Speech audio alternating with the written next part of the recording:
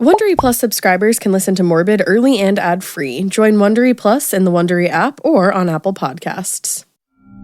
You're listening to a Morbid Network podcast.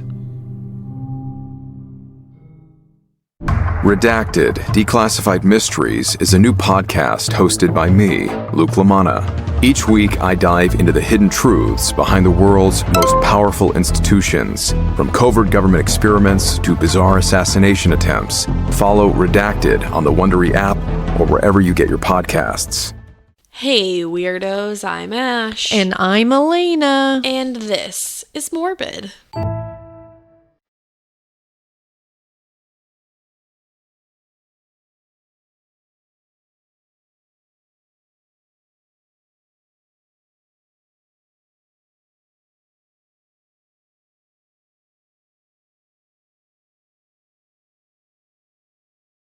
It's the third Morbid of the week. Third Morbid of the week, and next week you're gonna get 3 too. And this isn't really a wrap, but here it was. You enjoyed it. It's the nighttime.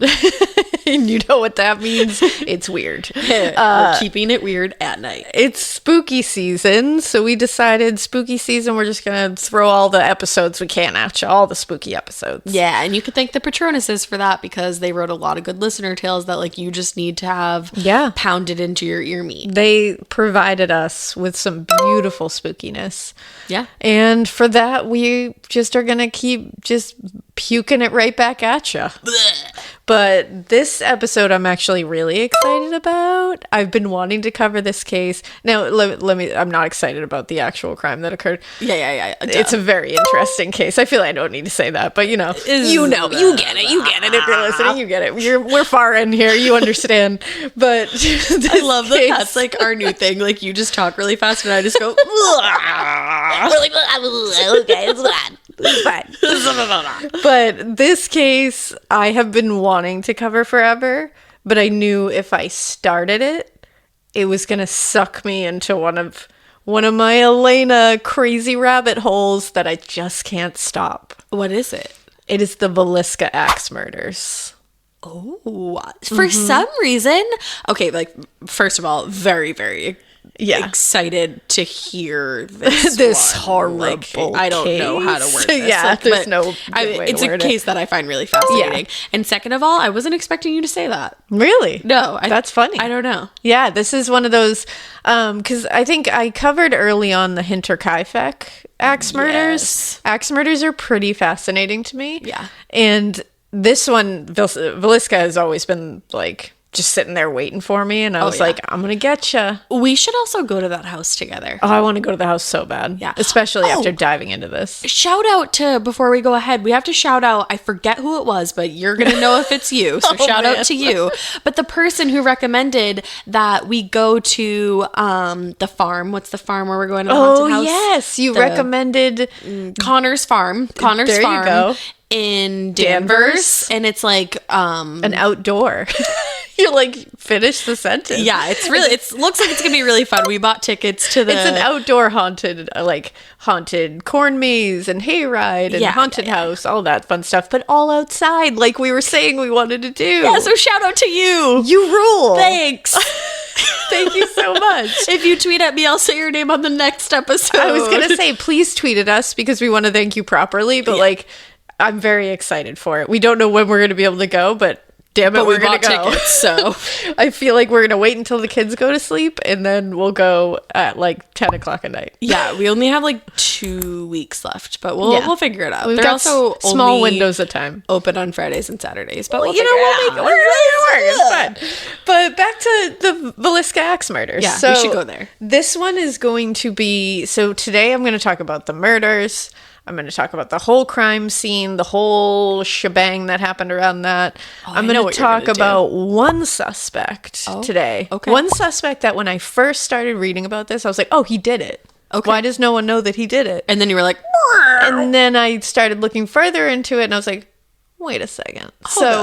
Then we're going to do another episode where we cover a few other suspects just to get them out there because they're big theories. But then I'm going to drop kick you with what I think is the right theory. I don't drop kick and people. then in the same episode, I'm also going to go into the hauntings that are now at the, because it's spooky season. Right. So we got to have a little bit of the hauntings in there, and man, this house is haunted. Yeah, like haunted AF. I thought you were going to say, like, episode 1, we're going to talk about the murders and the suspects, and then episode 2, we're going to talk about the hauntings, but I'm kind of excited that It's going to be a mismatch. Because you're going to get us, like, sitting on this one person, That's right. and then you're going to drop kick us, like you said. I'm going to roundhouse kick you in the face with another theory. Awesome. So one get time ready. she punched me in the face. It was awesome.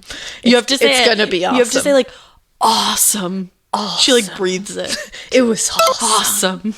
Yeah, it's going to be a lot, because my theory is going to involve a lot of other axe murders. So Okay, we're going to well, talk about some more. Makes sense. So we're going to talk about some more in the second episode. So get ready. There's going to be a lot of axe murders coming You up. know what they say, once an axe murder, always an axe murder. They always say that. I hear it all the time. Yeah, it really is. It's on t-shirts, I feel. Yeah. So this happened way back in 1912. This was June 10th, 1912 in You can tell Villisca, us Iowa. a lot about that period, I'm sure. Oh yeah, I loved living in this period of time. It was a simpler time, you know. Sorry, I had to. I haven't age shamed you in a while. Yeah, it's fine. You really haven't. That's true. I appreciate it. Felt good. Yeah, you're welcome. But yeah, so what's interesting about this is, according to, first of all, what's interesting to me is that the Dictionary of Iowa place names exists. Yeah. But what's even more interesting is that in that, I found that the town got its name because it sounded like the Sac and Fox tribes word, Villisca. And they thought the word was something nice and meant pleasant place, or like pretty. You thought. Yeah, they thought. Well, they were wrong, and it actually means evil spirit. Yeah, that'll do it. So while they didn't name their town Villisca, they named it Villisca because they thought it sounded the same. So it's got a weird start They just already. cut the W in half is all. But regardless of that little unfortunate mix-up of terminologies, Villisca was known to be safe in this time, where, like, you know, people didn't lock their doors, they knew each other, they looked out for each other. It was also a dry town at the time, so they didn't even have the chaotic energy of alcohol around to, like, deal with. So, like, there wasn't, you know, there wasn't a lot of, you know, because I feel like in this time period too, like, a lot of people were alcoholics because, like, there wasn't a lot what more else to were you gonna do? And I feel like that can lead to chaos. So at least this town can lead to chaos. Yeah. So that wasn't even, like, a contributing factor here, because it was a dry town and everybody was pretty fine with it being a dry town at the time. That's wild. Like, it seemed to not be really a problem for them. But I read so I kept seeing something about the street lights during this night, and I was like, the street light? What? Like, what was up with the street lights? Apparently, all of the street lights in the town were off this one night. The night of the murders. Was there, like, a person that was in charge of that? Well, it's for a crazy reason. So the town council was in, like, a knockdown, drag-out fight with the Villisca Public Service Company, who controlled the lights, and it was over the lights in the town. So for months they had been fighting back and forth. It went to, like, it went to court. It was just crazy because the town wanted better lighting. They wanted replacement lights. They wanted, like, replacement, you know, utility poles, like, very reasonable things. Yeah, fair. I would say. Fair. And the light company was like, nope. And it all came to a head on the night of the murders, when the Villisca Public Service Company shut off the street lights in the town. As, like, you guys, like, you don't want to do, like, you're going to fight with us. We're going to shut off all the lights. in charge of these damn So lights. outside this night was pitch black. Yeah, like, think of, like, have you Pitch ever black. like driven in, like, a old country roads where there's no lights? That is scary. It adds to the craziness of this night and the scare factor of this night, and it would have made it much easier for someone to creep around Of course. undetected outside. Absolutely. So, and they were turned back on the Monday after the murders. Oh, I hate that. So they were off for this, like, 24-hour period of time where it was just, like, mayhem in Just, this like, house. really coincides. And we're like, what a weird coincidence that they got shut off on the night that this prowler decided to do that. Like, it's just a really weird coincidence. Do you think maybe he could have worked at the light place? Well, actually, there was a, like, pretty wild theory that, like, somebody, you know, the light An company enraged had light done person. it, and then, or somebody on the town had, like, had somebody do it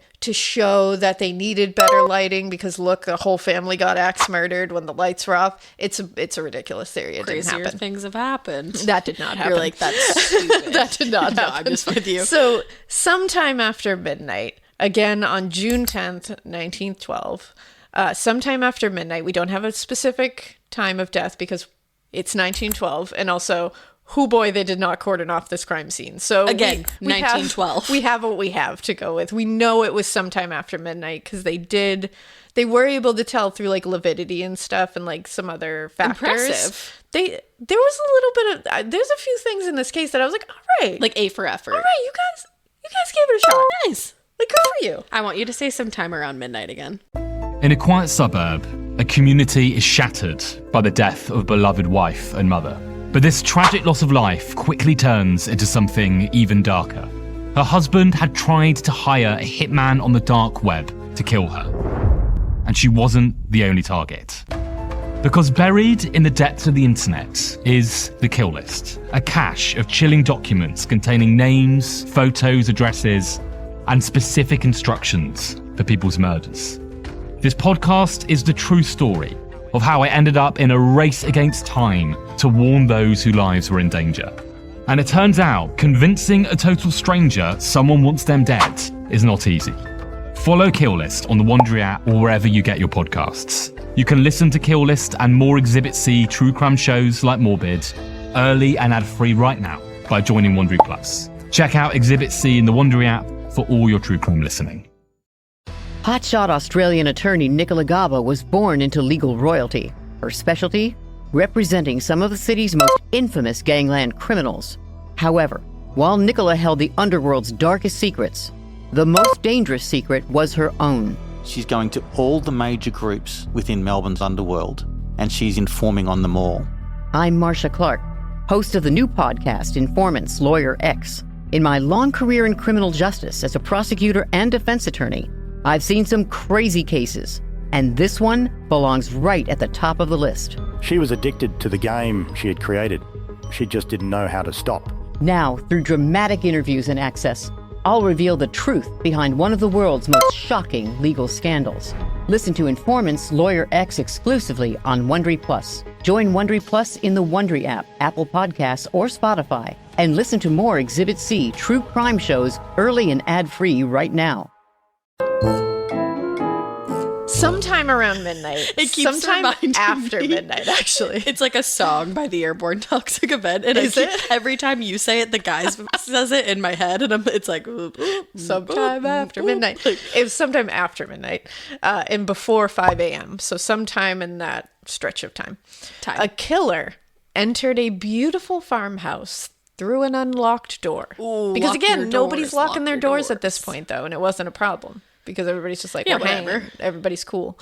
On his way into the home, he had been outside, clearly for a little bit outside of the home. So he had found or seen at some point, possibly when casing the home, he saw that there was an axe, a long-handled axe, either in the shed on the home's property or outside of the shed, like right outside of the shed on the property. It could have been in either one. He stopped at that shed and he took that axe before walking into the home with it in his hands. lock your axes up. Inside the house, he found an oil lamp. Like, you know, they all used kerosene lamps at that point. They all had those glass chimneys on them. Like, you can picture the lamp that I'm talking about. Absolutely. And it's called a chimney, that little glass part. So he found an oil lamp in there. He removed that chimney, that glass globe off of it, and placed the chimney under either a chair or a dresser. You see it both ways in various sources. I'm going to go with a chair because I see that fitting better. Well, dressers were like weird too back then. 'cause, They had yeah, like they the went- taller thing. You're right. But then he split the wick on the candle in two to make sure that he cast a dimmer light. Wow. Very specific Who the move. would think of that? Very specific move. And we'll remember that later, possibly in the second episode. Just remember that that's a thing that happened here. And then he set out on a mission that evening. He walked right past the downstairs bedroom, which was right off the parlor. In that downstairs bedroom were 2 sleeping little girls, and he walked straight to the bedroom upstairs on the second floor of 39-year-old Sarah Moore and 43-year-old Josiah B. Moore. In that bedroom, he raised the axe high above his head and crashed it back down over and over on both Josiah and Sarah's faces. Oh, man. Now, the next morning, a woman named Mary Peckham was the first to notice something was amiss at the home of Joe and Sarah Moore the next morning. Mary was a neighbor, very close by neighbor. She was very close to the family. They knew each other. She was, I believe, in her early 60s. She was like not super, at the time that was like, oh, she's a grandmother. Like it was like, they were like, whoa, what's her secret? Look at that elderly witch over there. Maybe and it's like, Maybelline. No. But she was their neighbor, super close. And she woke up very early, around like 4 or 5 a.m. that morning. Because again, everybody's like got farms. They have animals. They're all up when the cows wake up. Doing farm girl. So she comes out, she starts working outside, doing laundry, tending to her animals, and she was really concentrated on the chores that she had. And before she knew it, a couple of hours had passed by, and around like 6 or 7 a.m., she was like, nobody's awake at the Moore house. Which was weird. And she was like, this is weird. Usually I would hear the sounds of children. They would all be up doing their chores and laughing and playing. There wasn't the sounds of Joe Moore awake or Sarah Moore playing with the kids or doing their chores. And did they have animals too? They had a lot of animals. So she noticed, like a good interested neighbor as well, that their curtains were still not opened and that there was no light or movement inside at all. And the Moores, like you were just saying, they had a ton of animals. They had chickens, cows, horses. And they were all the animals are starting to get a little like what is going on too, because they all need things done. Like cows need to be milked in the morning. Like they, and horses need to be walked around and fed. The chickens need to be let out of their coop. Like a ton of stuff needed to happen hours before this, and it wasn't. Right. And the Moores took good care of their farm and their animals. So this was very strange. The Moores were also well known and very well liked in town. Joe ran a prominent business, and Sarah was very involved in the local Presbyterian church, where their children were also very involved and very beloved. Not a lot of people had like bad things to say about this family at all. Like, from what it sounds like, Sarah was like an amazing mother. She was an amazing housekeeper, they all said, because that was like your claim to fame back then, was like you kept a very tidy house. And that's she did. Still my claim to fame. What are you talking about? And actually her father-in-law, one of the things he had to say about her on the stand was like, those children were always so clean. What? And I was like, well, Sarah, like, good job. What like, a doting mother. And to be honest, like when I first read it, I was like, wow, what a compliment. Then I was like, no, that's actually like a great compliment. Because as I looked at my youngest, kids are foul. As I looked at my youngest while I was doing this research, I was like, yeah, they wouldn't say that about me on the stand, because I was like, she's a wreck right now. She's feral. Because kids are so feral. They're like, and she had young kids, so the fact that she kept those kids clean all the time, like, good on her. It's tough. Good on Sarah. But they had like a beautiful, very large home for the time, a big farm with, like we said, tons of animals. They took very good care of their property. So this morning, the quietness was strange. And they were always up by 7 a.m. The 7 a.m. was like sleeping till noon. Like, that's crazy. And usually they were up at the crack ass of dawn at 4 a.m. So this was just not how mornings went. And something was off. It wasn't like, oh, maybe they all slept in, or maybe she was like, something was weird. There was just a bad vibe in there. And she said there was, quote, an odd stillness that just like came off of that house. It's like a feeling. Yeah, it was just like this, everything seemed to be frozen, and she was like, I don't know what's happening in there. So she knocked on the doors, because, again, she's a good neighbor. Yeah. Mary's a great neighbor. I love Mary. Rest in peace, Mary. Rip. But she knocks on the doors. She gets no answer. She tried to enter the home, because, again, usually doors are open and neighbors just walk into each other's houses and are like, hey, buddy. No thanks. So she goes to go in, but it was locked. And she was like, that's weird. She tries the back door. She's like, what? It's locked? All the doors are locked. So she's like, that's strange. They don't lock all their doors, but like, okay. So she did what any good neighbor would do. She took care of their animals. She did the chores for them. She started, letting the chickens out and, but milking the cows, doing whatever she needed to do. But she was getting more and more nervous as time was going on. Yeah, what a freaked out feeling that would be too. I feel like I would get like tingles in my back doing all like the chores. Like, ooh, like I feel like I would feel like yucky. It just is like, I don't know what's going on in there. And I feel like she was walking around that house, like doing things, and she was probably looking back at it being like, what's going on? No one's waking up. Like, no one? Yeah. What is going on? And there was all the curtains were drawn, and it's just, I can feel it while I was reading it. I was like, I can feel the stillness, and it's stressing me out. Yeah. And and the more you read about this case, especially, it feels like a movie. So when you keep having to remind yourself, like, no, this was really what happened, it keeps blowing your mind over and over. Now, 2 girls were staying with the Moores that night who were not part of the family. They were 11-year-old Lena Stillinger and 9-year-old Ina Stillinger. 8 or 9, I saw it in both sources, or a million sources, I should say. But the Stillingers, their parents were getting a little concerned as well, because they were staying over the night before and they hadn't heard from their daughters yet. And again, everyone is awake at the ass of dawn at like 7 a.m. They haven't called yet. Yeah, like, right. And basically it was like, when the sun comes up, you call me. Right. Like, that was their instructions. You call me to tell me that everything's okay, and we'll decide when to come get you and all that. Right. So Sarah Stillinger, the girl's mom, had actually called the Moore home to ask what the plan was. Like, when should we come get them? Or are you going to bring them home? Like, what's going to happen? And she didn't get an answer, which she thought was weird, because back then everybody answers their phone. And it's like, everything's so quiet back then that you're not missing phone calls because it's going on. Right. It's like your house is dead silent except for all of you in there. You know what I mean? Yeah. Like, there's not the distractions of like TV and all that. Right. So it's like, it's just weird that somebody would continuously not answer the phone. Right. So Mary is also getting more and more concerned. So Mary decides to call Joe Moore's brother Ross. And she told him what was going on. And she said, I had seen the Moores return home the night before. They had returned home from this thing called like the children's services at their Presbyterian church. Cute. And it was the night before. It was this annual event. It was like the kickoff of the summer. And it always started at like 8 p.m. Okay. They had arrived home around 10 p.m. because I think this program went to 9 p.m. or 9:30. They probably like hung out and then they went home. Right. Now, these were special services that Sarah Moore actually ran for the church. And like I said, they began at 8 p.m. And they had like Sunday school classes with the kids. They would all sing. They would recite like Bible things and do all sorts of stuff of that nature. I really don't know, but it sounds awesome. Yeah. Like, sounds like a cool time for all them. You're like, it sounds really great. It sounds so cool.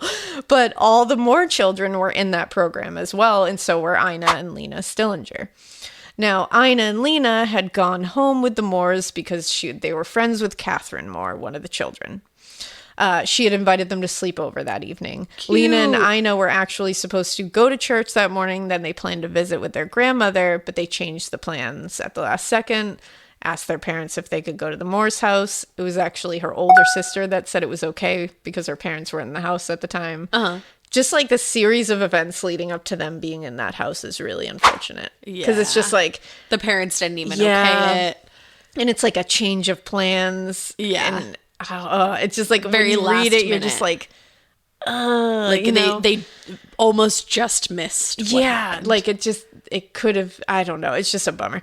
So Ross, Joe's brother, was concerned as well because, again, this was not like his brother. So he calls Joe Moore's business headquarters. Right. And this was J.B. Moore Implement Company. He owned this business. Yeah. It was a farming machinery and vehicle company. He would like rent out and sell equipment to farmers and all that good stuff. The flyer for the company advertised John Deere plow goods, Hoosier seeders and press drills, Fort Smith wagons, Velly buggies, Velly harness, and Sharple's tubular cream separators. That's my favorite. Those, I can't get those anywhere anymore. It's so hard to come by those. It really is. I just used my last ones on Monday. And I was really like, son of a gun. No, and I don't know if you heard the first thing, John Deere plow goods. everybody knows the name John Deere. Yeah. For like equipment. That was a huge account that he had, so he was making good money from that. Oh, I would think so. And he got that account when he left his old job. He took that account with him. Oh. So there was a little rivalry that was floating around town, which we will get into in episode 2, so don't worry. But that's just interesting that's the first thing that's advertised on his thing is when that he was in like a little bit of a feud with someone. Because it's also kind of like I like you. Yeah, I got it's like it. John Deere plow goods. But an employee for his company named Ed Selly answered the phone, and he was like, "You know what? I was actually worried about Joe too because he was supposed to be at work like hours ago." And he was like, "So I'll call him." So he called. He got no answer as well. So he decided, I'm going to go check in person myself. I'm going to see if he's all right. So he showed up at the Moore home, and Mary Peckham, the neighbor who initiated this whole wellness check, fed the rest of the animals and stuff, and he helped her. She kind of filled him in on like what she had seen and what she was feeling. They tried the door again. No one answered the door. So Ed Selly just decided to walk back to the store because he's like, I got to go on sales calls and I don't want to let that get all messed up. Yeah. So he was like, I'm going to do that. But meanwhile, during the whole thing, Joe's brother Ross, who was called first, has decided to now walk to the Moore farm as well to check, which I just keep thinking this must have been like chaotic. Like it's just like Ed's showing up, and Mary is probably like at this point she's like, I'm not telling this story again, guys. She like writes it like, down. She literally is just like, knock on the door, figure it out yourself. I don't know, context clues. Like she's just telling the story over and over. Like, yeah, okay, I woke up, here's what happened. So Ross shows up, he talks to Mary Peckham, she fills him in on the whole thing again. He tries the doors, he knocks on the windows, he's yelling for them, nothing. Silence. Oh, that's so creepy. And it's getting worse and worse. As the hours go by, they're like, this is bad. There's nothing good on the inside of that house. So Ross had keys in his pocket. Now, I saw in some sources that he had an actual key to their house, but then I saw in other sources that like keyholes were not, and keys were not like super unique back then. Like the technology wasn't there to make them as unique as they are now. So he had a key that happened to unlock their latch door. I feel like that makes more sense. That's more, Because it probably was like, he was like, oh, maybe like I can try this one. I'm just going to try when they this got key. desperate. I think that's what happened because I saw that in more sources. So and why else would he waste all that time like knocking on the windows and the doors and yelling? You literally took the words out of my mouth because that's what I was thinking. I was like, also he would have just tried the key first. So it doesn't make sense. So he opens the door. And he walks into the parlor, and Mary's behind him, but she kind of just stays in the doorway. She's like, I'll be here if you need me. You let me know what's going on in there. He immediately notices that every single curtain was just covering the windows. All the windows are covered with extra curtains. Everything is blacked out in that house. It was pitch black. They said it looked unnaturally dark in that house, and somebody had made it a point to make it unnaturally dark in that house. That's so terrifying. And it was literally, so he was the one who entered the first bedroom on the first floor, which was off that parlor room. When he looked in, he said he could smell what he thought was death immediately. The warm air had wafted it around pretty harshly. Yeah. Upon further inspection, he could make out 2 figures in one bed.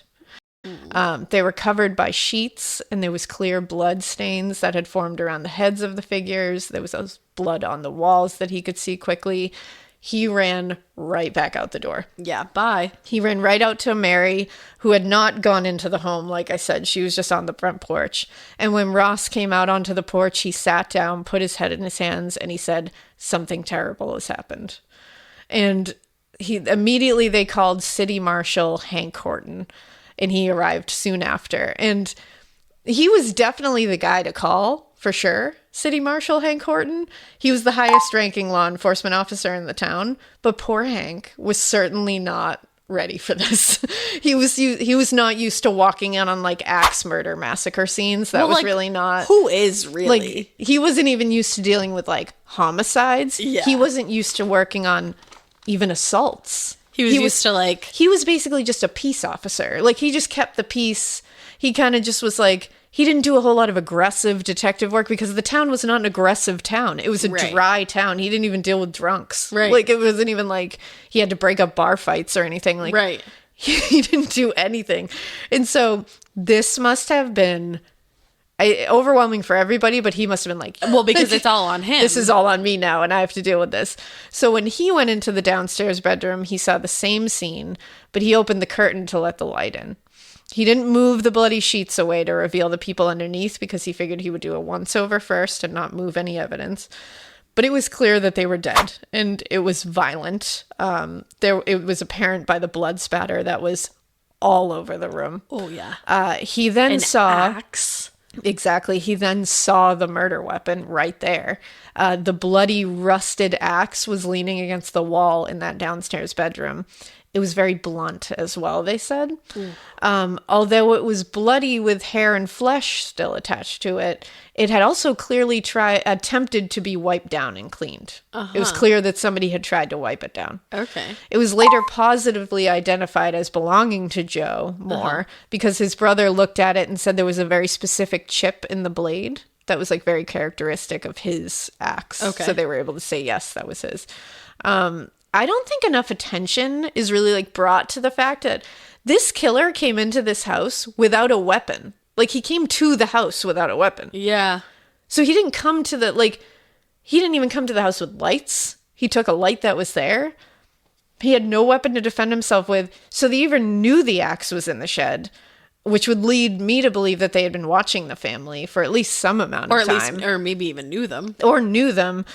Or they were just risking it all and showing up hoping that this guy had an axe nearby that they could find easily. Or maybe they were going to use like a kitchen knife or something instead, Well, that's do you think? I don't even know, because that doesn't seem like it would be. I mean, that's the thing. It's like there was 8 people in this house. Yeah. There was 6 kids and 2 adults. Right. And it's like, that's a lot of people you have to subdue. Yeah. So, and it seems like they went pretty systematically, because as we'll get into it, they went straight to the adults first and took care of the adults and took care of Joe first, very specifically. So then people think, were they waiting in the house? Was he hiding in a closet while they were at a church? Did he BTK it? Like, we don't know. It's like so many questions are unanswered, but I'm going to try to like talk through them at least. But back to Hank walking through the crime scene. So he comes out of that first floor bedroom. He walks upstairs and he saw the master bedroom. And when he let the light into that one as well, there was blood everywhere in that it was on the ceiling, the walls, all over the beds where Joe and Sarah Moore lay dead under blankets as well. Later, coroner Lindquist, a lot of doctors and like several coroners went into this crime scene. So like there were many different people talking about what they saw at the crime scene. It all matches up pretty clearly, but they did have like different interpretations of certain things, which is interesting. Yeah. But coroner Lindquist determined via this blood spatter in their room that the killer was very likely left-handed. Oh, that's or at interesting. least swung an axe like someone left-handed would, which is interesting to me. And that's going to come back later, too, when they start talking about suspects. So Sarah Moore and Joe Moore's heads had literally been crushed in with such force and such violence that they were unrecognizable. I saw in a couple of sources that Joe Moore's eyes were just gone. Oh. Like they did not exist anymore. Okay. Mm-hmm. Yeah. If you didn't know who lived in this house, they wouldn't be able to tell who these people were. So the ceiling actually also showed several large gashes that had been chopped into it. Oh, wow. And this comes back later when we can piece together the scene. It was in this room that they also found another abandoned oil lamp on the floor without the chimney set up the same way. Oh, that's interesting. Almost like he had used one downstairs and left one upstairs to better see his way through the house, but he had not made cast it so dark. Yeah, but not cast a lot of light to wake people up. Right. Now he went into the second bedroom upstairs and he saw 3 more beds. He could make out 4 bodies. One bed had 2 occupants in it. All of them were tiny and clearly children. Some were covered by bloody blankets. Some were covered by like jackets and stuff. It was odd. And when Hank left the home, he walked right up to Ross, who was still, Joe's brother, who was still on the porch waiting for him. And he said immediately, "My God, Ross, there's someone murdered in every bed." And he told everyone outside not to let anyone in. So at least by the standards of 1912, they like quote unquote tried to secure that crime scene right away. Yeah. Basically by him just being like, don't go in there. And he failed, of course, and it was completely trampled over by neighbors later and everyone else. That seems to always be the case with these stories. I would not want to go into a scene like that. Well, it's like the Lawson murders and everything. It's like people just we want to pretend that we are above it all, but people innately, even in 1912, these prim and proper ladies and gents Like, were check it walking out. through this axe murder house. But they rushed to go get Dr. J. Clark Cooper on scene, and he arrived with Hank Horton around 8:45 a.m. Now, meanwhile, word is spreading everywhere about this. 'Cause Right. it's tight-knit town. So far, in fact, that when Mrs. Sarah Stillinger called the Moore home that morning again, because remember, she had called earlier and didn't get an answer. So she calls again. She had to go through the operator, because this is a time when you didn't just call somebody on the phone. You had to be like, hello, I would like to talk to them, and they would connect you. That's crazy to and me. so, like, be on the phone sometimes.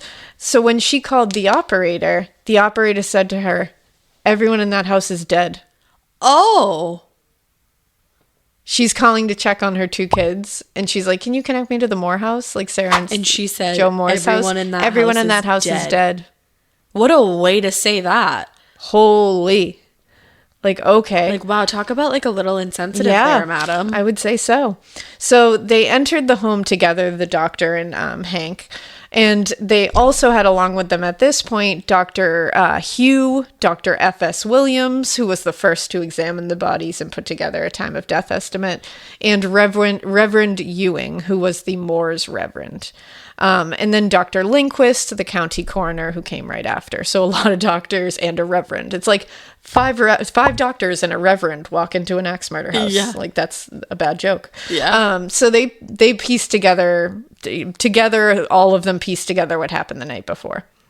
Now, after the initial inspection of the bodies and the scene, Dr. Williams actually came out of the house, and he could see that, like, people were crowding around the house. Neighbors were showing up. It was starting to become a circus outside.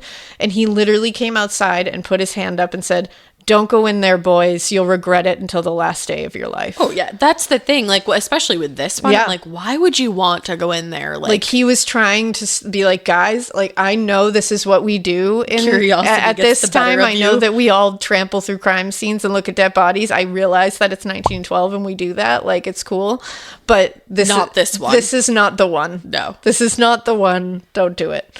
So when they went into the house, they first walked into the downstairs bedroom again so they could, like, because Hank was doing that initial, just taking a peek and seeing how many. Right. He didn't want to move anything or touch anything. Now they're going to go over with a fine-tooth comb.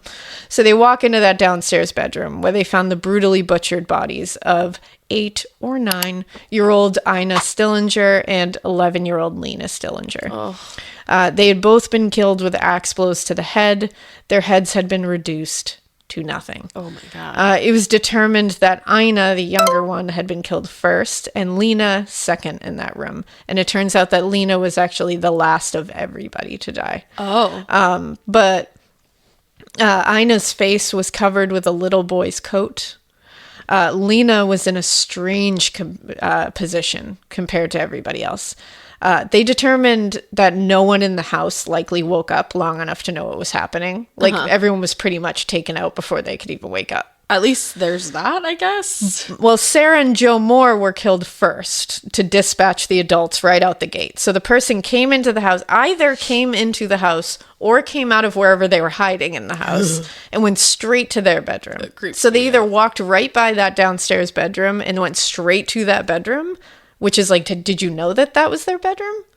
Like, how'd you just go like, there's no light in that house. It's the middle of the night. It's pitch black outside. Yeah. How can you find that bedroom and find the adults first? Yeah. It's very strange. But they went right to the adults right out the gate, and then they got the children after. But they were all killed quickly and brutally and found in the same positions they were likely sleeping in. Okay. So it seemed like everybody was just, boom, like, Except killed while they were sleeping. Lena, however, was found in an unsettling position. This is from the testimony Dr. Williams gave to a grand jury later. He said, quote, "She lay as though she had kicked one foot out of her bed sideways, with one hand up under the pillow on her right side. half sideways, not clear over, but just a little. Apparently, she had been struck in the head and squirmed down in the bed, perhaps 1/3 of the way. And it looked to me probably as though she may have been turned over that way after she had possibly died, for the reason that the blood had run through the pillow onto the bed, and this arm had been rammed up in there after the blood had run in there. So he believed she was the only one that woke up after, like, when it happened and was aware of what was happening. Oh, Lena. What I think happened, because what he's saying is that her right arm was rammed up under her pillow and above her head, but blood had already pooled in that into the through sheet. that pillow and into the sheet and not on her hand. Right. So they were like, did she ram it up there afterwards? What I think happened was she was pulled down the bed forcibly and her arm went up. Okay. Like for the force of like pulling down the bed. Sure. Because I think something like pretty terrible happened to her. I think he like took special care with her.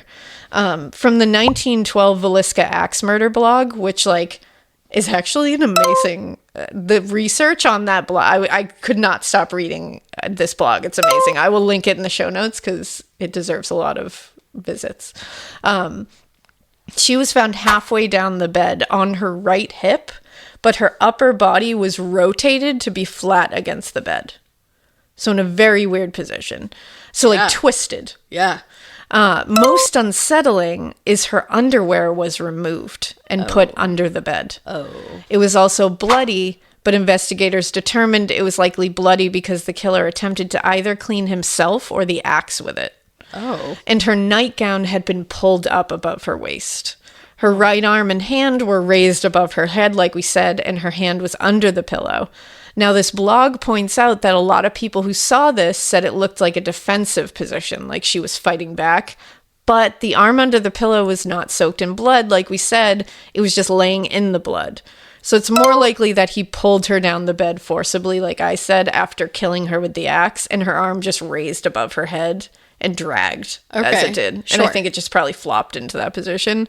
She was also splayed out with her legs spread, which seems purposeful. Yeah. Because they also found a bloody smear that was definitely from the killer's hand on her inner thigh. Oh. They were identified first by their names in their Bibles found at the scene, and because church members and their neighbors saw them leave church with the Moors that evening. Yeah. Otherwise, they couldn't tell who they were. Oh my goodness. Only by the names in their Bibles. And you said Lena was 11? 11. Oh.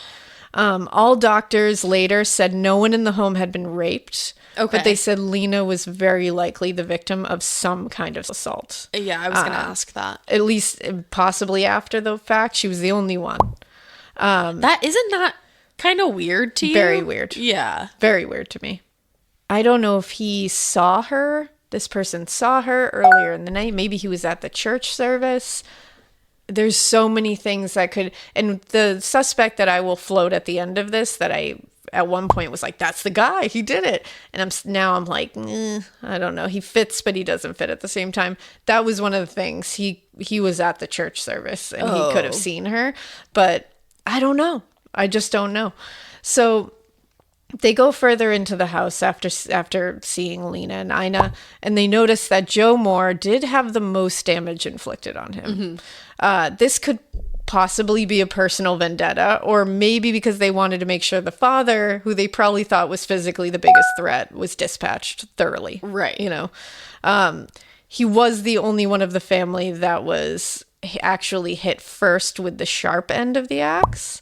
Everyone else was hit with the blunt end initially, and that's how they were hit first and then chopped. I'm surprised that they could figure that out back then. Yeah, I know. Isn't it interesting? But he was hit so many times and with such force that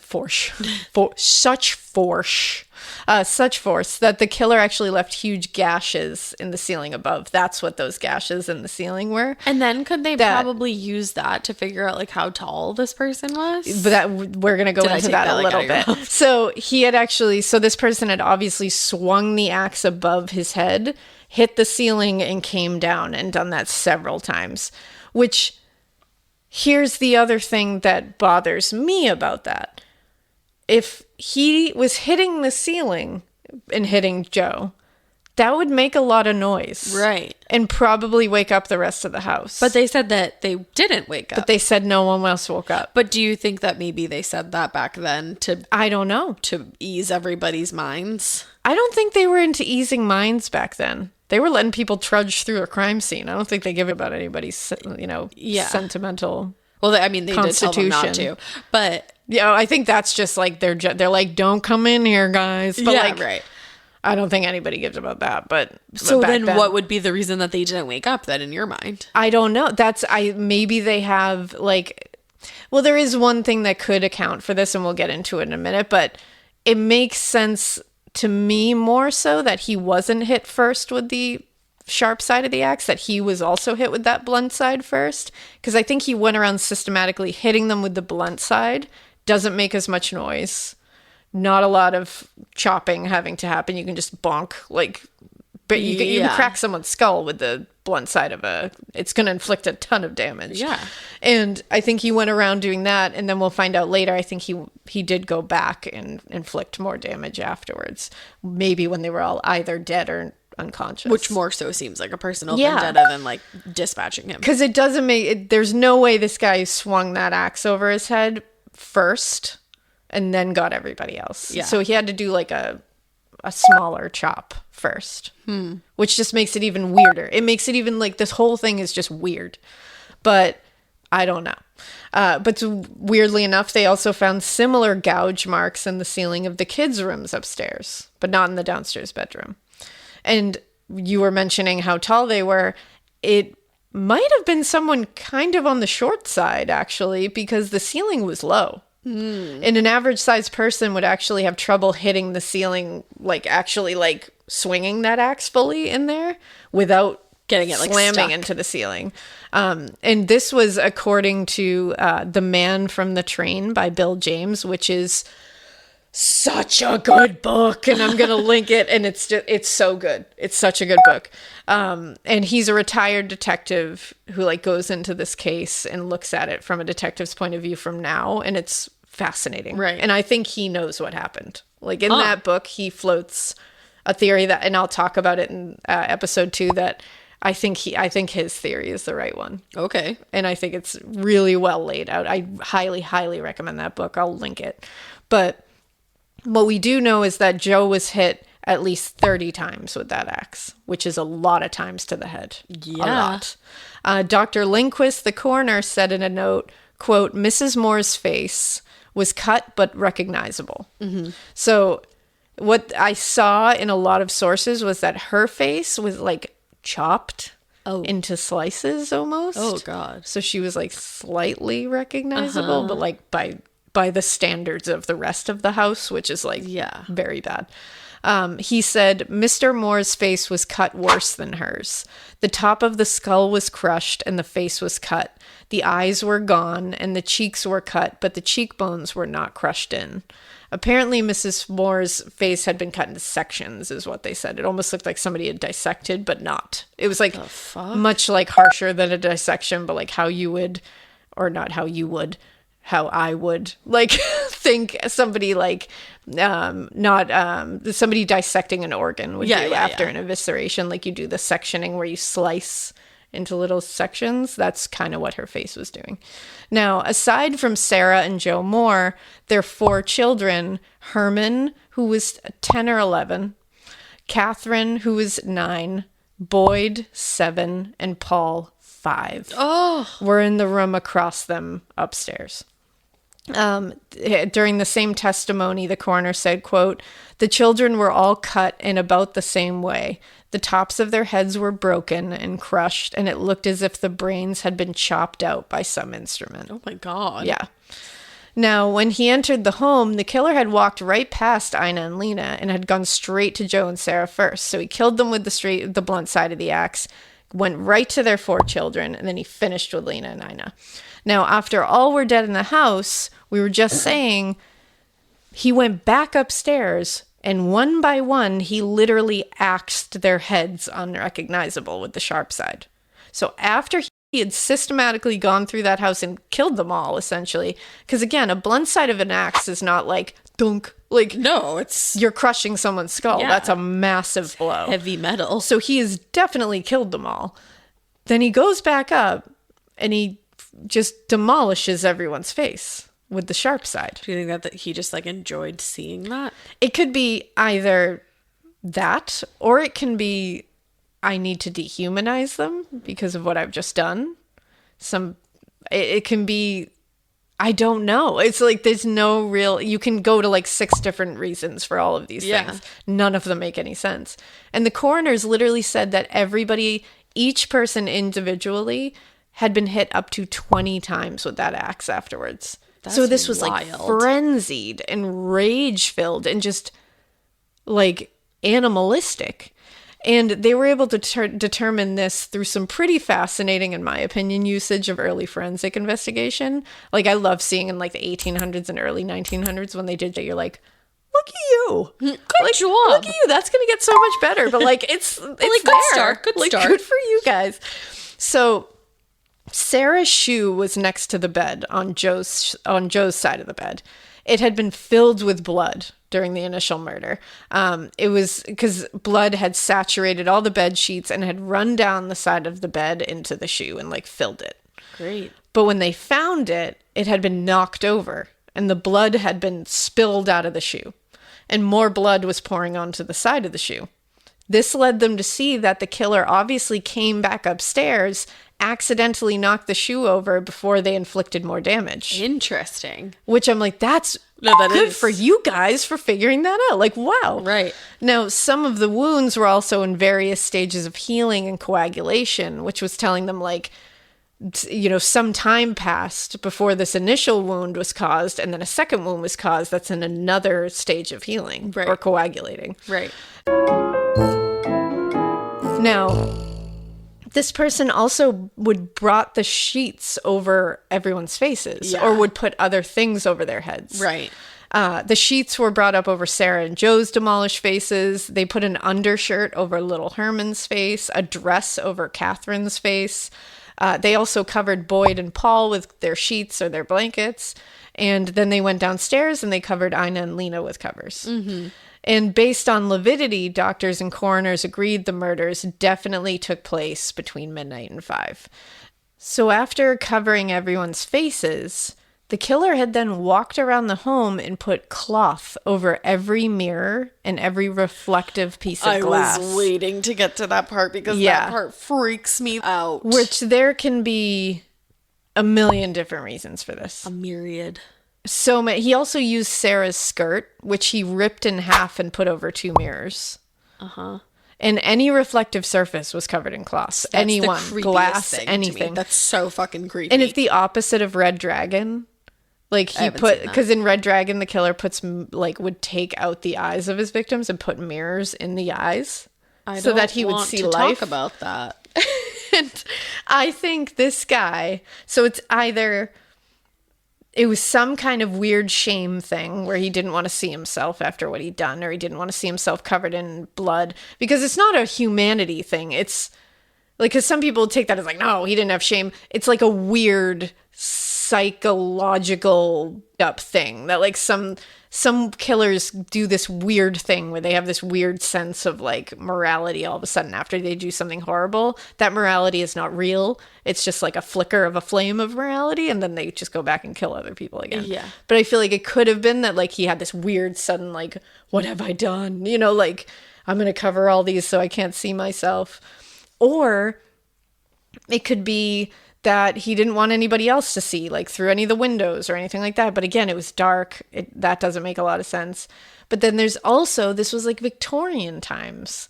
And it's like all those funeral traditions are huge where like you cover mirrors when there's a dead body lying in wake in your house. Right. Because it's like a your luck mirror thing. can take it's like the person's soul and stuff. So it's like, was that something with it? And they say that, remember, I think one of the things that you had said was like, if you see yourself in the mirror, then you're the next one. So it's like, Was it something with these weird I just got the traditions? chills. That freaks me out, right? Man. I hate that. It could have been any of that stuff. So it's like, you don't know if he was like religious. Could I just that keep point to picturing something? this guy like walking through the house and like covering the mirrors. yeah. Look at my arms right now. Oh, and like, he did more. I He didn't just cover the know, mirrors. I know. He didn't just cover the mirrors. So next to the axe, which was sitting in the room that Lena and Ina were in, sitting on like next to the wall, next to the axe, there was a 2-pound slab of raw bacon that was wrapped in some kind of like cheesecloth or linen or something like that. And it was removed from their icebox. Like there was more of that bacon in their icebox, and it was on the floor in Lena and Ina's room. Now, do you have any idea what that means? Unfortunately, yes. Some sources, including A Nightmare in Villisca by Richard Estep, which is another great book that I will link, they say investigators theorized, and this is going to be tough to hear, that he used this bacon to masturbate with, as it was found in Lena and Ina's guest room, and Lena was posed with her underwear removed and clothing pulled up. Yeah. Because they cannot figure out why else that would be in there. Why was it in their room? Bacon? Like a slab of bacon. No, I get it. Yeah. Okay, we can move on now. Yep.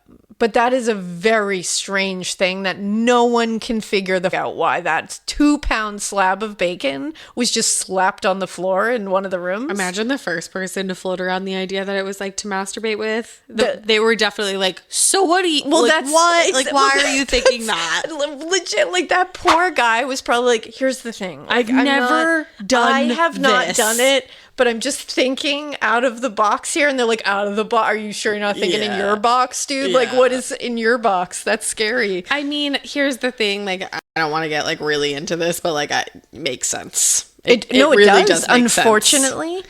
I mean, this person was fucked up beyond anyone's wildest dreams. Yeah, obviously. So it makes sense that he would masturbate with a 2-pound thing of raw bacon. Okay, I need to. And then just leave. Now. And he left it next to the axe, which is like, what does that symbolize? There's got to be something here. I don't know. And there was more bacon in the icebox. You just took out this 2 pounds. What? He wrapped it in cheesecloth. What's going on? He wrapped it in like, or in like linen, like some kind of like very thin fabric to hold it, probably. Yeah. Which is horrific. I need to move on. I need to get on. I need to get away from there. Thank you. So there was also like random things, like parts of a keychain that didn't belong to the Moore family found on the floor. After he had brutally butchered an entire family, including 6 children and their guests, in their sleep, the killer then filled a bowl with water and washed his hands in it and left the water out with the bloody water in it. He like took his time. He hung around afterwards. There was even a plate of food on the table. Oh, Golden State Killer. Golden State Killer. Like, he just had a snack. It wasn't until 5 a.m. that he left, and he left that lamp at the top of the stairs, and he locked all the doors behind him. What? Well, and how did he lock the last one? They think that he locked the last one because there was a key in that keyhole that either Sarah or Joe had left in the keyhole. Oh, freaky. Which, because I think they did that back then. They would just leave, the key would just be sitting in that thing, because who the fuck cares? Because they didn't even use it. Yeah, they don't give a shit. So I think he just used that key. Okay. Now, after seeing what they saw in the home, all the coroners and you know, poor Hank, they went to the other buildings on the property because they're like, now we have to see what the fuck's in there. There's like barns and shit. Is there anything in there? Yeah. And there was a shed and a barn. And in the barn, they found some interesting things. They saw hay bales, which is not weird because it's a barn. Correct. But they saw that they were stacked on each other in a weird way. The hay bales? Yeah, like a couple of them were moved and stacked in a weird way that just didn't seem right. And so they looked closer and they saw that there was a clear depression on the top of the hay, like a man or some human had been lying in it for a while. Yeah. There was an outline of an actual human, and next to this outline in strange haystack was a hole cut in the side of the barn. And this hole allowed whoever looked through it to see the entire property, and in most of the windows to see the goings on inside the house. I literally hate that more than I hate anything in the entire world. So now they're so like, everyone was knows. this person just laying on a haystack watching this whole house? That's not even a question. Like, obviously, why the fuck else would that be there? I don't know. No, like, that's, like, I don't care. That's, yeah. Because the hole, they said, could have been like a knot in the wood that was just happened to be there in the right place. It's a perfect place. You know, was one of the kids playing on top of the hay bales? Like, it could have happened. No. It could have happened. No. I'm just saying. It didn't. I'm just saying. It was the man's. It was the man's.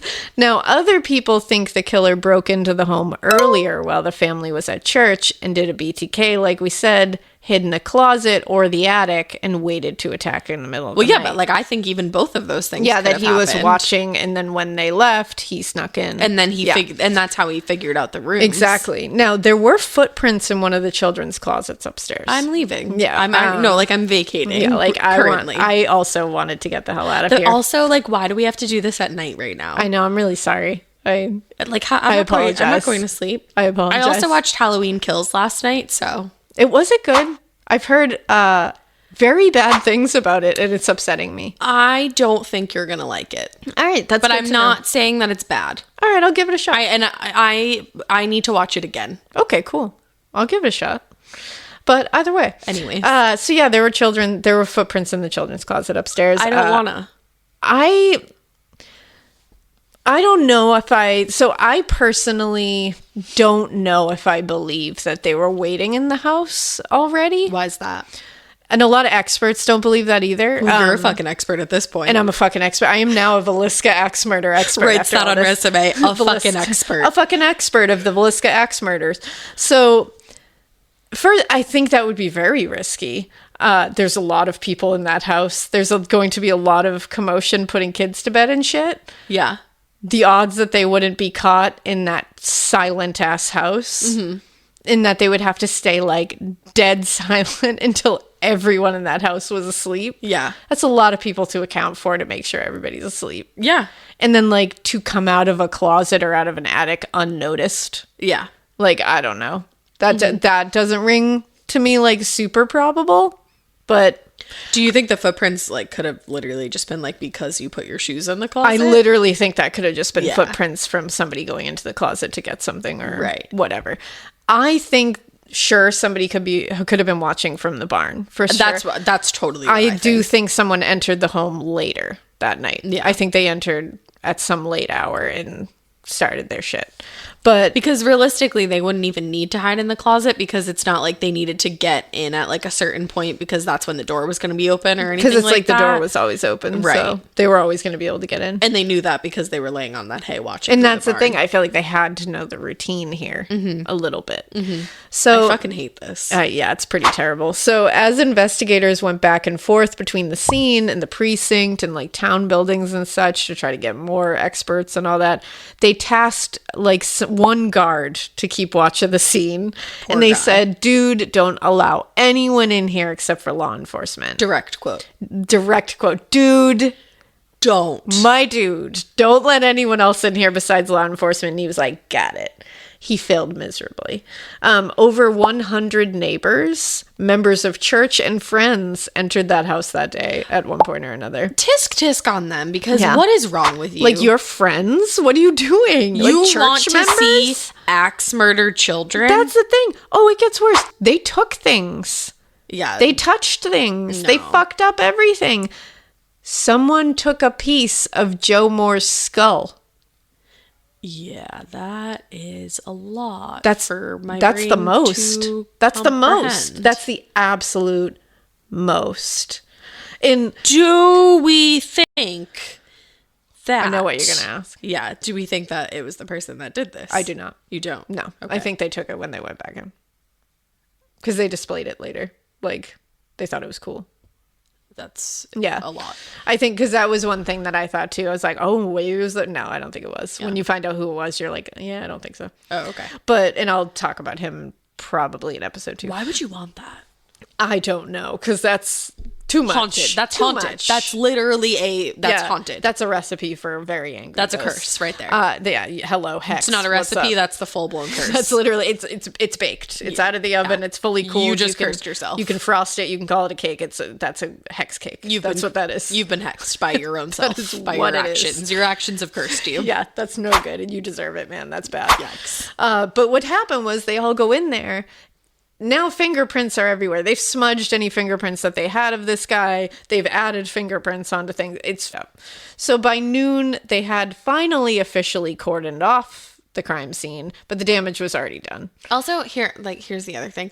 Why would you put one guy in charge of this place? For like the whole crowd. Like, I know. come on, not They were just fair. like, you. And then hey. everybody probably blamed him, and Yeah. it's like, that's not fair. He definitely like was not. Like Steven is just qualified. tasked with like keeping everybody out, and like Steven is like, He's like, I'm just Steven. I'm just Steven. It was actually You just know? like a farmhand from down the street, and he's like, I was milking my cow, like, and I'm- I was not prepared for this. I'm literally just Steven. He's like, I'm not an expert on my resume, so my resume says Steven. my resume says I'm busy that day. So I don't know what to do here. My resume says milks cows. Well, and they finally officially cordoned off the scene, but people were still getting in even when it was cordoned off.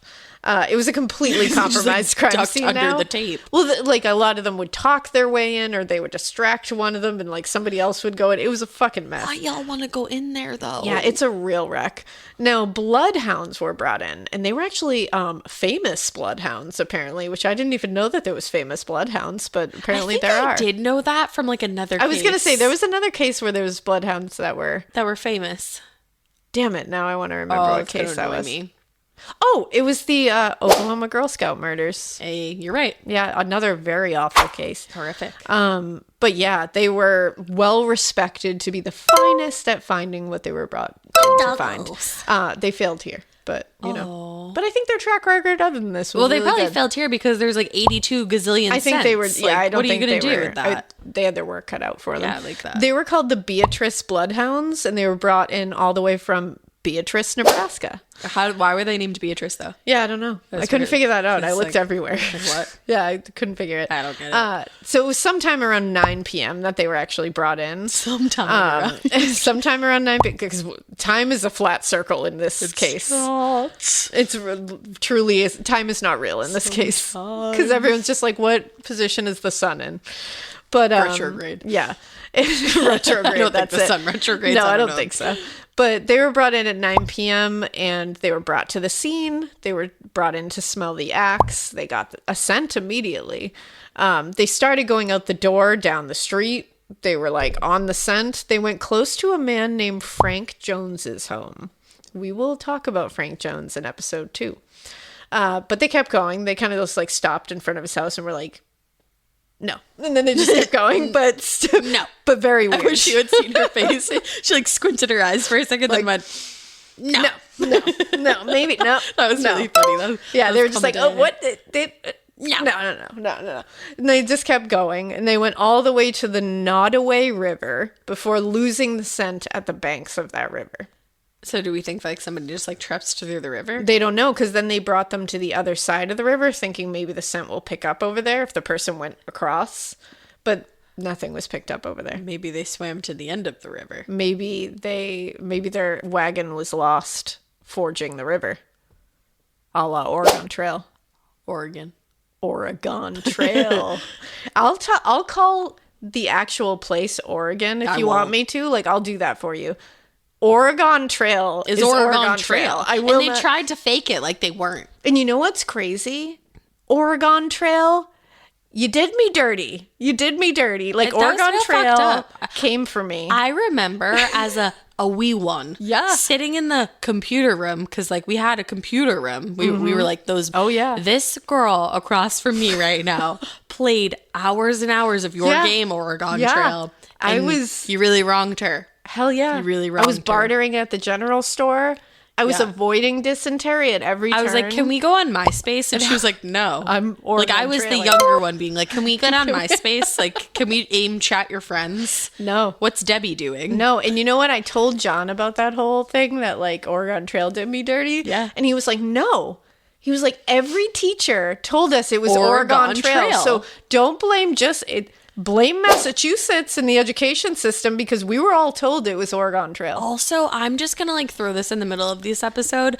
Dialect Regional is a dialect. thing. Like dialect is a thing. Like in England, in different parts of England, they say different words. They say the same words differently. Well, it's just regional dialect. Because it's dialect. We all say things But differently. anyways, the Villisca Axe Murders. But no matter what, somebody obviously hounds. did not forge the river to safety on the other end. Yeah, I don't even know what that because the means. Bloodhounds lost the scent. They did not pick it up on the other end, and that was it. So many people were arriving on the scene, even from out of town at this point. It was spreading everywhere. And apparently, according to Villisca by Roy Marshall, another book I read on this that's really good that I will link. Books! The hotels were booked within the 2 days after the bodies were discovered because so many people were coming into town. You know, it's like hilarious. I was like, wow, hotels were a thing back then. Like inns, basically. Like, you know, like hotels. Yeah. Motels. Yeah. Holiday inns, you know. yeah. Hardware stores were sold out of locks. People were buying guns. It was families would take turns staying awake at night to guard their loved ones, kind of like the Axemen of New Orleans. It gave me those vibes like real hard. We might Sans mention him jazz. again. Yeah, no jazz here. But June 12th, a couple of days later, was the memorial and funeral for the 8 victims. Oh, so sad. They were initially brought by morticians to the local firehouse to be taken care of, and they were displayed there in their coffins for mourners to pay respects. They were displayed. Displayed is like, morticians did what they could, but I don't think they What were do you actually mean? like, I think they were maybe just like the coffins displayed. Okay. But the whole town shut down, and apparently the mayor actually ordered businesses to close for the day. That's So good. I would wow. have done that if I was mayor. Yeah, I was like, that's real badass of you. Yeah, like- I mean, I don't know if all the businesses appreciated that, but like, it was a nice thought. It's one day. You know?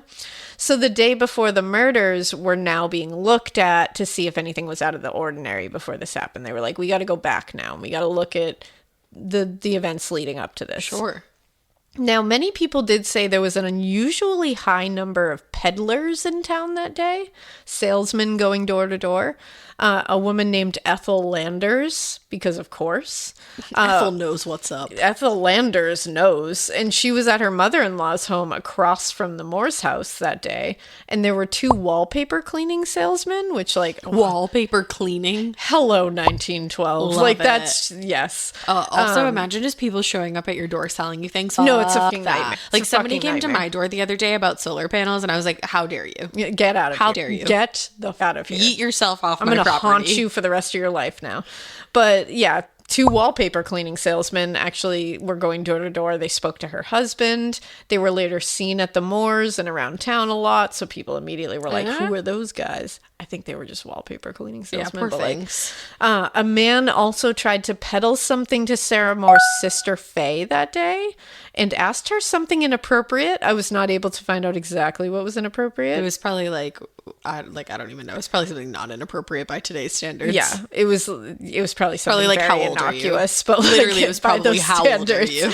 But Sarah said the same man approached her as well and had passed by the Moore home a couple of times that day. She mentioned it to her sister. Okay. So there's that. That's weird. Now, interestingly, a lot of people like to mention that it was also weird that Mary Peckham, our wonderful Mary, the neighbor, didn't hear anything the evening of the murders. Back then, it was quiet. You've said. Quiet. Like, Well, do we know? Like, I'm sure you don't know exactly how far, but like, she was pretty close. That house was pretty close. I wonder where her bedroom was in relation. Well, like, it's like windows are open.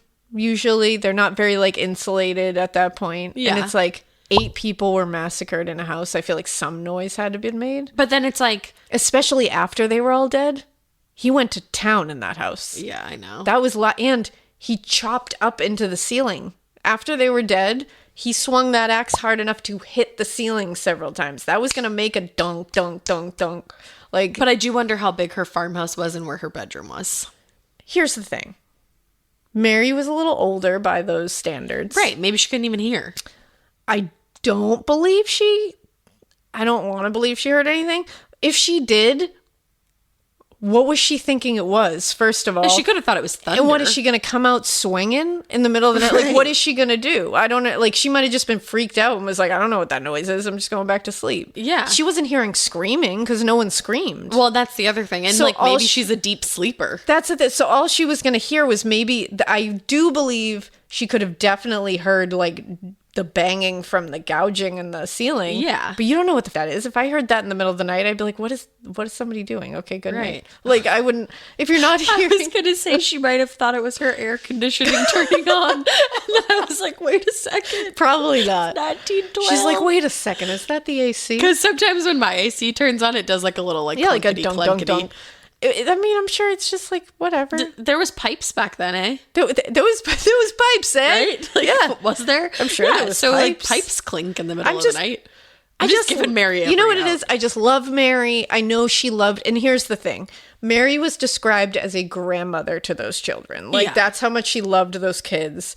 She was said to be unbelievably traumatized by this whole thing. She actually passed away only months later. Oh, from like probably a broken heart and like the stress of it all. And so I found one of the parts of her obituary, and it said, Mrs. Mary Mallory Peckham, wife of Orlando Peckham, of this city, died at Bozeman, Montana, Thursday, December 12th, 1912, at 10:45 in the morning after a lingering illness.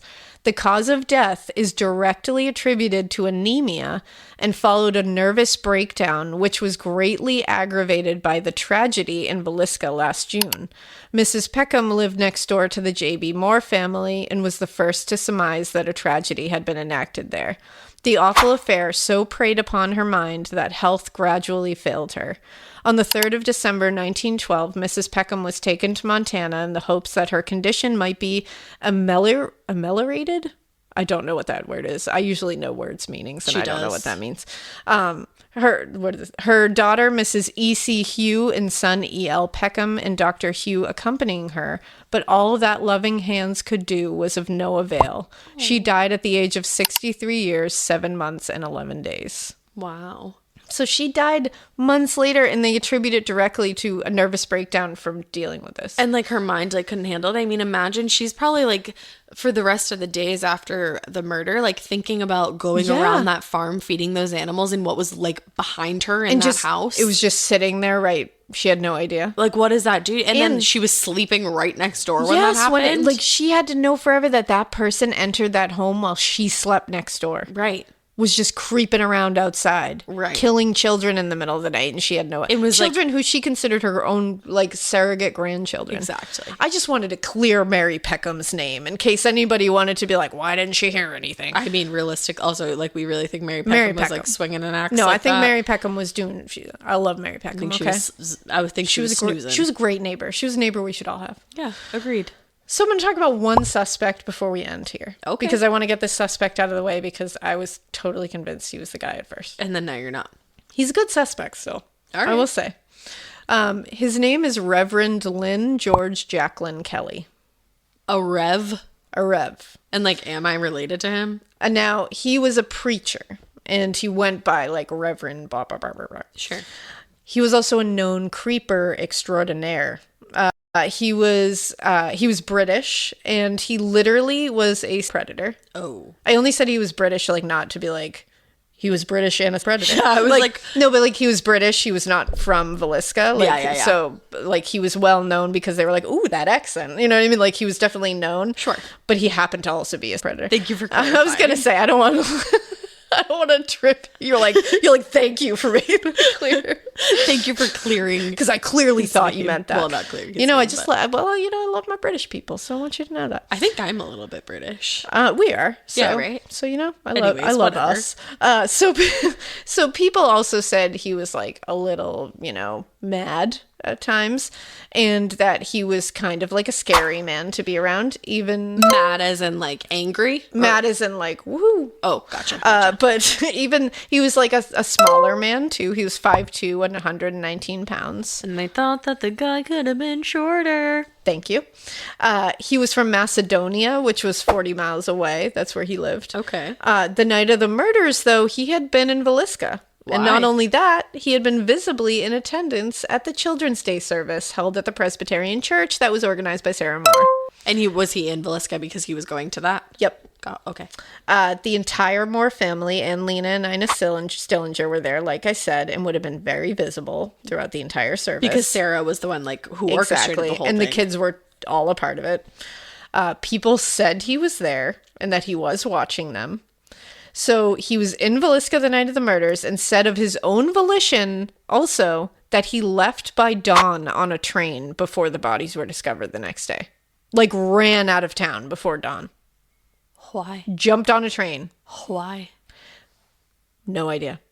When he left and caught the train around 5:20 a.m. Oh, okay. Which is right outside of the time that the family was murdered, he spoke to an elderly couple on the train that later said they remembered him and that he had told them, "Did you hear about that horrible axe murder in Villisca of that whole family?"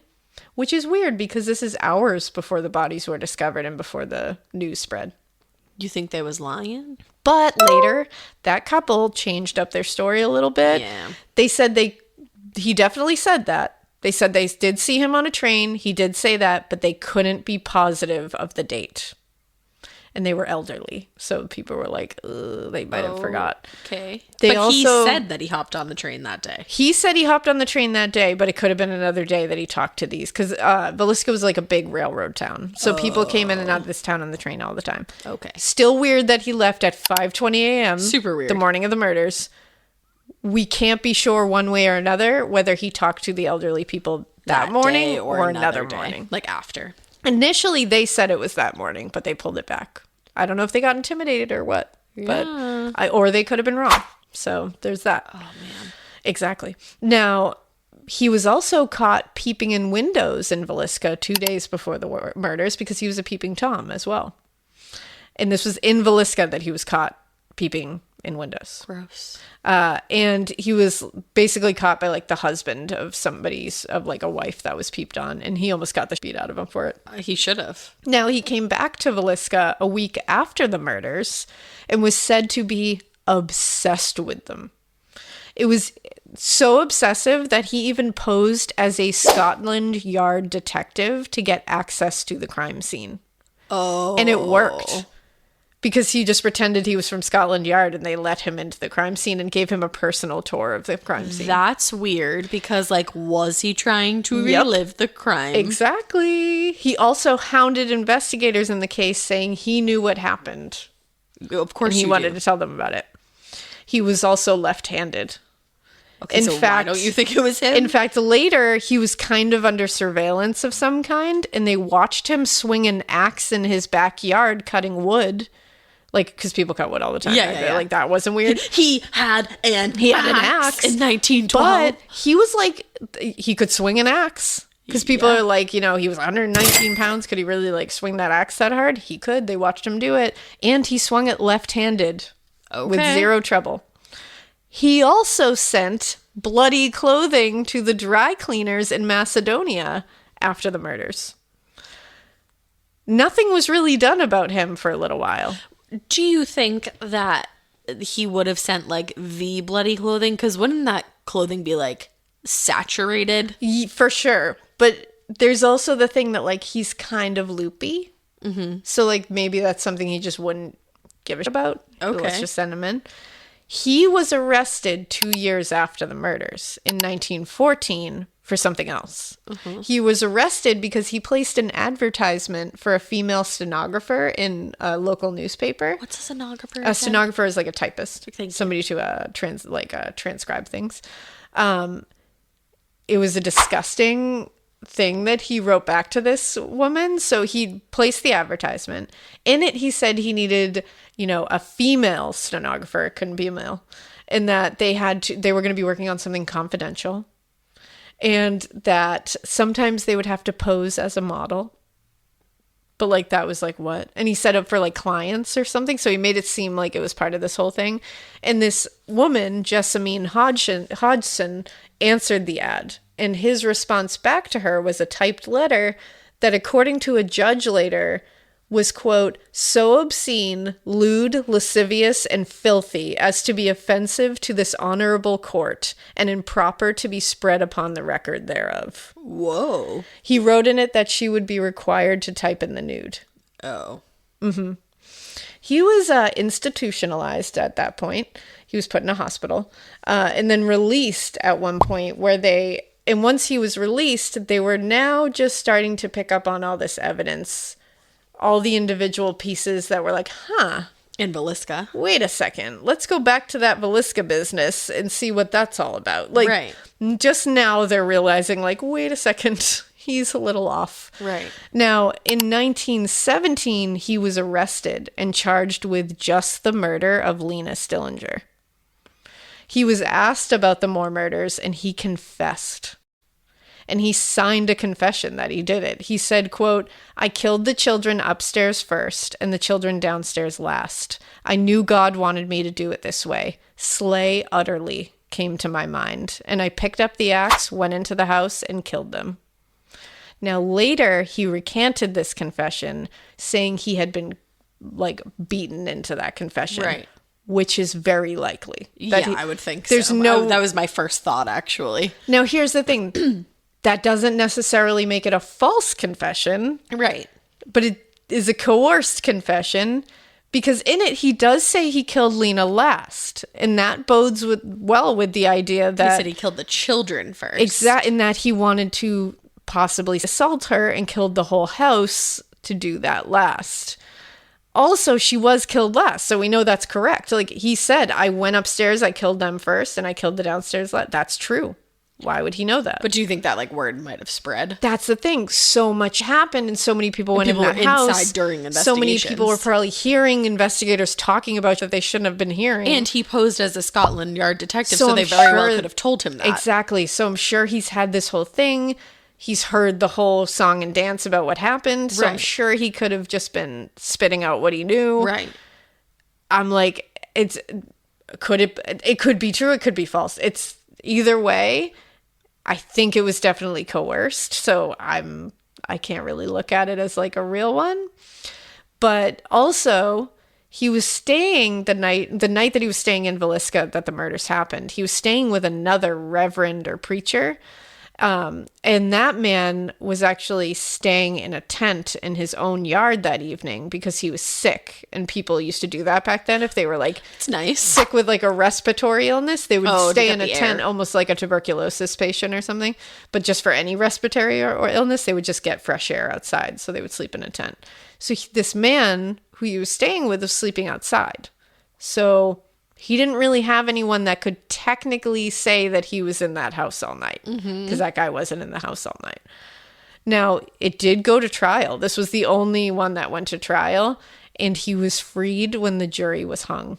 Wow. And it was hung 11-1, so 11 people wanted to acquit him, and only one was stuck. Wow. Because people did believe that the confession was coerced. So they did another trial because it was a hung jury, and they all acquitted him. He was acquitted and freed. I wonder why. Yeah. I think people didn't believe that confession, I think. But he's definitely, like, he's not a suspect. To me, he's not totally ruled out, but I think it was a serial killer.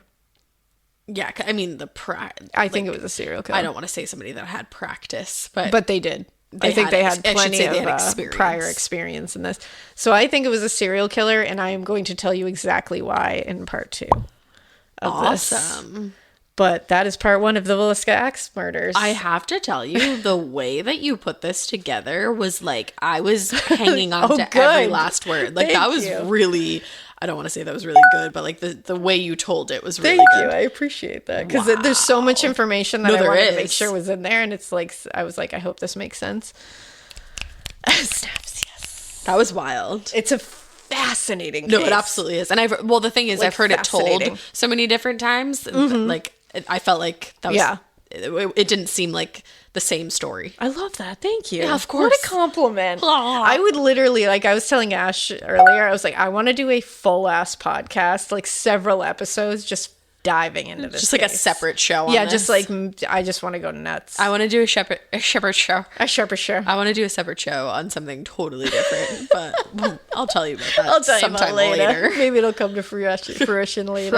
Fresh. We should leave now. Maybe it'll come to fruition later. Our separate show's going to come to fresh and It's just really late, guys. Goodbye. It's been a long day. But stay tuned for part 2. It's coming in a couple of days, so it won't be long. I just got to get the rest of it together. And in the meantime, we do hope that you keep listening. And we hope you Keep it weird. But that's where that you lay atop a barrel of hay and you like look through like a little peephole thingy at a family while they're doing their whole like family shindig, and you say, I'm gonna kill that family, and you go in there and you axe every single one of them, and you have a candle and you cut the candle in half because that's super rare. Why'd you even cut the handle in half? And like the bacon, don't keep it so weird that the bacon. I'm leaving. Goodbye. don't keep it so weird that the bacon. Just don't.